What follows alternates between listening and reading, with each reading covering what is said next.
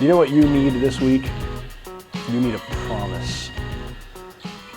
Someone has said that faith is standing on the promises of God. That's what we do as Christians. We take God at His word. We count on that what God has said is true, is actually true, and then we live our lives based on that. So I want to remind you of this great promise in the first chapter of Philippians 1:6. And I am sure of this, that He who began a good work in you will bring it to completion at the day of Jesus Christ. So this week, you're living in between those 2 days, the first day and the day of Jesus Christ. And your life's going to involve what it involves. Maybe there'll be suffering and tragedy and pain. Maybe there will be joy and elation and excitement. I don't know what this week is going to bring for me, and I don't know what it's going to bring for you either.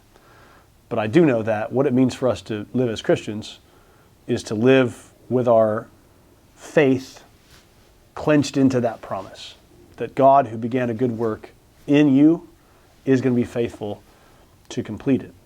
And what that allows us to do then is to live lives that anticipate God's work, that expect God's work, that when we're feeling discouraged, stressed out, burdened, our hope is not in our own feelings or our own faith, but in the God who holds on to us and who is right now completing the work He began in you. So if you're a Christian, I want you to anchor your heart in that promise this week. I want you to ground your mind and your thoughts in that verse this week. And I want to encourage you that that's the kind of good raw material Philippians is going to give us. All kinds of promises for God that we can grab hold of by faith and say, this is what God has said is true.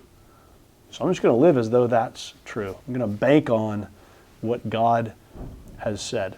So He who began a good work in you will be faithful to bring it to completion. And I hope that grounds you and anchors you this week, no matter what you face this week. I will see you again next Sunday for another weekly update.